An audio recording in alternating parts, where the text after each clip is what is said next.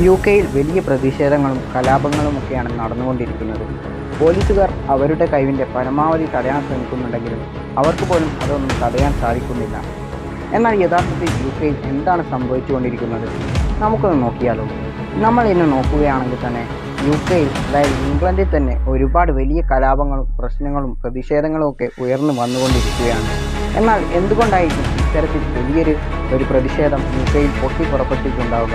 അതിനെക്കുറിച്ച് കൂടുതലായി നമ്മൾ നോക്കുകയാണെങ്കിൽ തന്നെ യുകെയിലേക്ക് കുടിയേറിയിട്ടുള്ള കറുത്ത വർഗ്ഗക്കാരും മറ്റു ജനങ്ങളുടെയും നേരെ യുകെയിലെ തന്നെ ജനങ്ങളായ, അല്ലെങ്കിൽ യുകെയിൽ താമസിക്കുന്ന ആളുകൾ തന്നെ പ്രതിഷേധവും കലാപങ്ങളും അയച്ചുവിട്ടുകൊണ്ടിരിക്കുന്ന ഒരു കാഴ്ചയാണ് നമുക്ക് കാണാൻ സാധിക്കുന്നത്.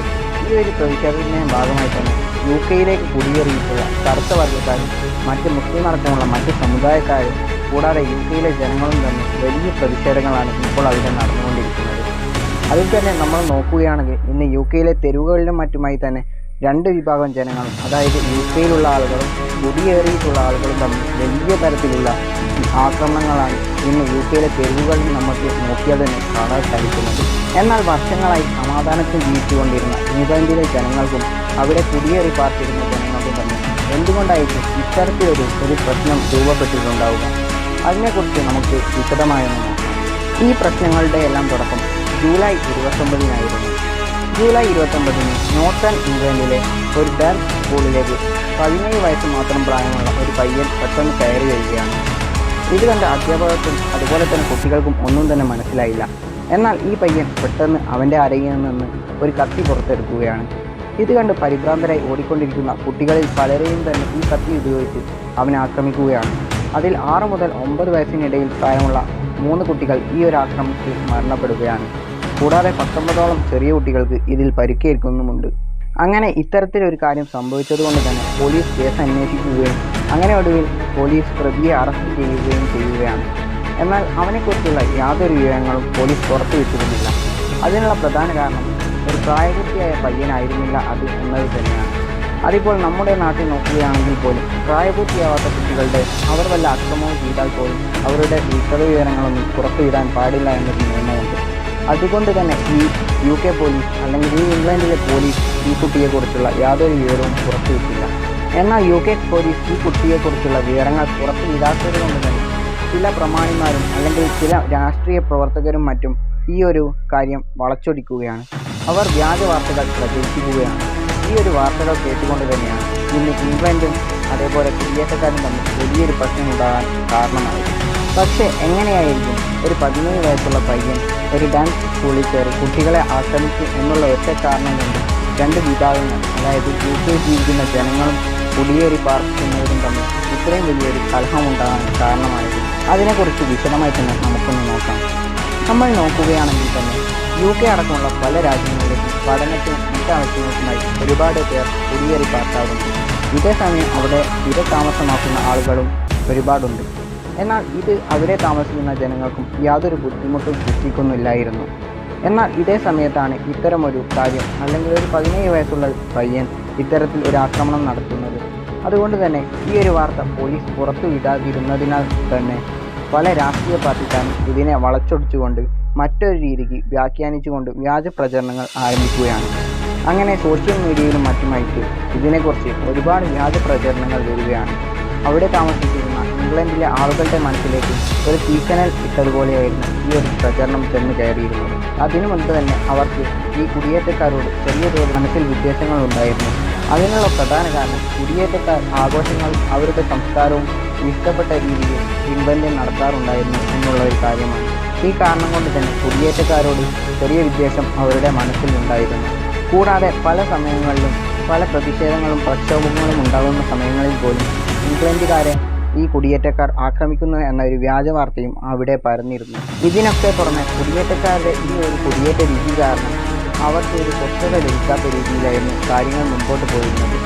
അതായത് ഉദാഹരണത്തിന് ഈ ഇംഗ്ലണ്ടിൽ താമസിക്കുന്ന ആളുകളുടെ തനതായ സംസ്കാര രീതിയിൽ നിന്ന് വ്യത്യസ്തമായി അവിടെ കുടിയേറി പാർക്കുന്ന ആളുകൾക്ക് ഒരു സംസ്കാര രീതിയുണ്ട്.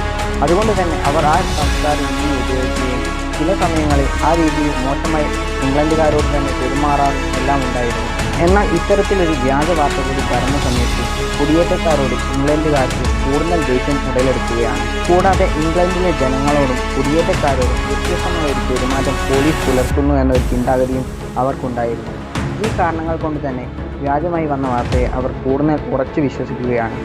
എന്നാൽ ഇത്തരത്തിൽ പടർന്ന ഈ വ്യാജ വാർത്ത എന്തെന്നാൽ കുട്ടികളെ ആക്രമിച്ചത് 17 വയസ്സുകാരനായ അലി അൽ ഷക്കാത്തി എന്ന് പറയുന്ന പയ്യനാണെന്നായിരുന്നു.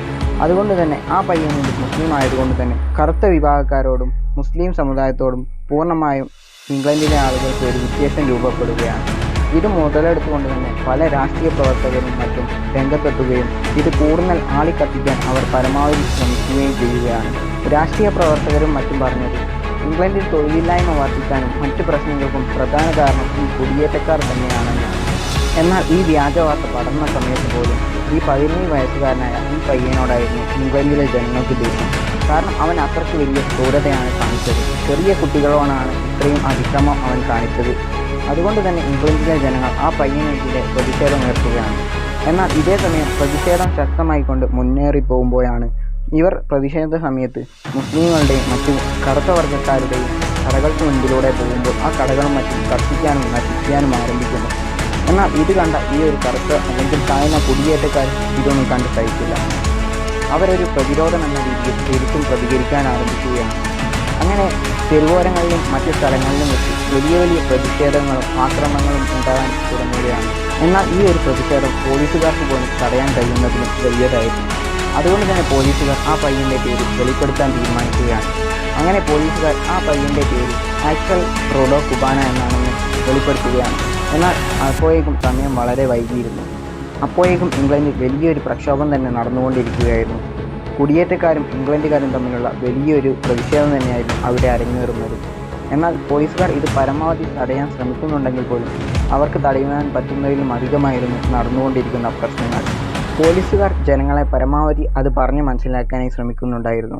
ഈ ഒരു കൃത്യം ചെയ്തിട്ടുള്ളത് 17 വയസ്സുകാരനായ ആക്സൽ റോഡോ കുബാന എന്ന UK-യിലെ ഒരു സിറ്റിസൺ തന്നെയാണ്.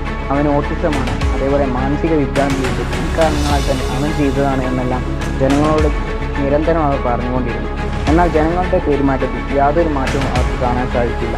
അതുകൊണ്ട് തന്നെ പോലീസുകാർ ഒരുപാട് ആളുകളെ പിടിച്ചു കെട്ടുകയും അങ്ങനെ 500ഓളം വരുന്ന ആളുകളെ പിടിച്ച് ജയിലിൽ അടയ്ക്കുകയും ചെയ്യുകയാണ്. എന്നാൽ ഇപ്പോൾ ഇവിടെയുള്ള കാര്യങ്ങൾ പോലീസുകാർക്ക് പോലും നിയന്ത്രിക്കാൻ കഴിയാത്ത രീതിയിലേക്കാണ് മാറുന്നത്. അതിനുള്ള പ്രധാന കാരണം 500ഓളം വരുന്ന ആളുകളെ പോലീസ് ജയിലിൽ അടച്ചിട്ടുണ്ടെങ്കിൽ ലക്ഷക്കണക്കിന് ആളുകളാണ് ഇപ്പോഴും പുറത്ത് തെരുവുകളിലും മറ്റുമായി ആക്രമണങ്ങൾ അയച്ചുവിട്ടുകൊണ്ടിരിക്കുന്നത്.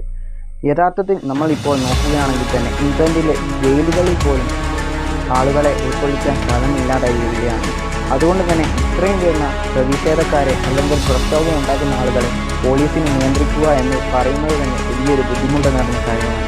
പക്ഷേ എന്തായാലും ഇത്രയും പ്രശ്നങ്ങൾ ഇവിടെ നടക്കുമ്പോൾ ഉടനെ തന്നെ ഇതിനെല്ലാം ഒരു പ്രതിവിധി കണ്ടെത്തുമെന്ന് തന്നെയാണ് ഭരണകൂടം പറയുന്നത്. എന്തായാലും എല്ലാം ഉടനെ തന്നെ പഴയതുപോലെയാവുമെന്ന് നമുക്ക് പ്രതീക്ഷിക്കാം. അപ്പോൾ നിങ്ങളുടെ അഭിപ്രായം കമൻറ്റ് ചെയ്യാൻ മറക്കല്ലേ. അടുത്ത വീഡിയോയിൽ കാണാം.